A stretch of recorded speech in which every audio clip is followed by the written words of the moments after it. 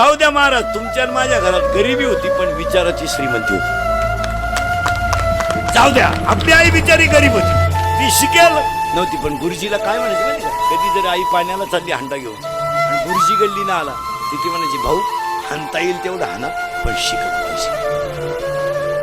मी सगळे सर्विसवाले ना हे त्याच्या जीवावर काय म्हणायचं. बाप गुरुजीला म्हणायचा मिळाला तरी चालू. कशाला आपण फ्लॅट बांधले असते नगरला, कशाला आपण कशाला आपण गाड्यांवर ऑफिसला गेलो असतो.